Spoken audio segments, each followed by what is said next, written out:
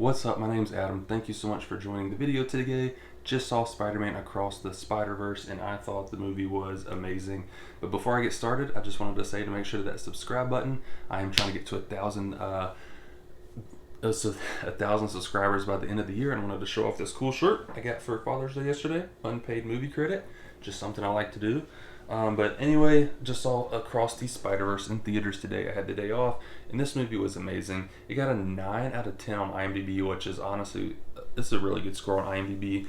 So on this one, I wasn't a huge fan of the first one, Into the Spider-Verse. I watched it twice, and while I liked it and thought it was good, I didn't think it lived up to the hype. So I was a little skeptical about this one coming out, even with the high reviews. But I thought, you know what, I'll give it a shot and try it, and I am glad I did. So this one ends on a climax. So this is spoiler alerts, and I'm kind of starting at the end. But at the end of this movie, like the last 20 minutes, it just builds and builds and builds. And at one point, I'm like, I know this isn't going to go all the way through, because I was looking at my phone. I'm like, okay, this runs at 2 hours and 20 minutes, and it was about to be that time. So I was like, okay, this is building up for part 3, which is coming out next year, I believe, and just makes you excited for it. I thought that build up was great. The pacing in this movie was really cool. So going back to the beginning of the movie, this one actually starts with Gwen Stacy, and you learn more about her and her dimension. So she's living with her dad. She tells her dad that she's Spider-Man because her dad thinks that she killed one of Gwen's friends. So he's trying to find Spider-Woman, and when she tells him, he kind of just still wants to arrest her. So she gets recruited to some Spider-Man headquarters that we find out about, and throughout the movie we realize that there are these canon events that happen throughout different dimensions, and these are things that are supposed to happen in each dimension, or the dimension gets messed up, and that's what the Spider-Man headquarters is about. So it's showing in one montage of Miles Morales, every single Spider-Man has somebody that dies. Uncle Ben, Aunt May, or whatever, somebody that dies, and you're kind of realizing they have to go through that event, and if they don't, then their universe ends up messing up.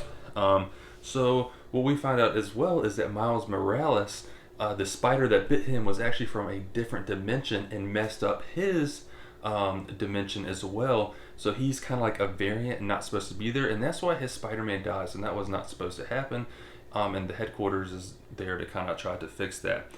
So once we figure that out, Miles tries to go back to his dimension because they're just going to let his dad die, and he says, no, I'm not going to let that happen. So he tries to go back to his dimension, and he ends up at the wrong dimension. He runs into his uncle, who takes him to his self in that dimension, who actually turned out to be the bad guy because he was not bit by the spider that was supposed to bite him in that dimension, which I thought was actually really cool.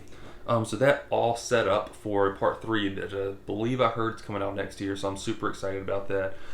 So things I liked about this movie, I always like a good Easter egg, and there's 3 of them that really stood out to me. There's probably more, but these are only the 3 I caught on my first watch. And when I was talking about the scene earlier about having all the Uncle Bens died, it showed a montage of Andrew Garfield and also Tobey Maguire Spider-Man, which I thought was super cool. I liked it. I was kind of fanboying in my chair on that one. And then the next one is, you know, the meme where the Spider-Mans are pointing back and forth at each other. At one point, when he's at the Spider-Man headquarters, they say, everybody catch Spider-Man. Everybody just starts pointing at each other. I thought that scene was hilarious as well, and a pretty good Easter egg to that meme. Other things I liked, the voice and action scenes I thought were really well done in this movie.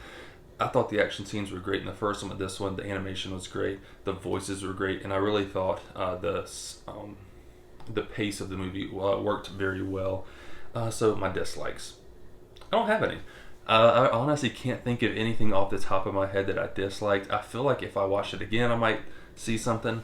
But I did have one question. So I know they can stick to walls and everything, but maybe they have something on their shoes, because even when their shoes are on, they're walking on the wall with their shoes. Do they have something on their shoes to help them stick as well? That's the only thing that I was watching, and I was like, what is that? But anyway, overall, I'd give this movie an 8.5 out of 10. That is a really good rating. I usually am really conservative with my ratings, but I thought 8.5 on this one. It was super good. And rewatchability, I would give as very high. As soon as this comes out on streaming or DVD, I'm going to buy it, and I'm probably going to watch it again, probably a few times. This movie was just great. I definitely recommend it, going to see it. Let me know down in the comments if you liked it. Are you excited for part 3? Did you think the Into the Spider-Verse or Across the Spider-Verse was better? Leave it down in the comments and make sure to hit that subscribe button. Peace.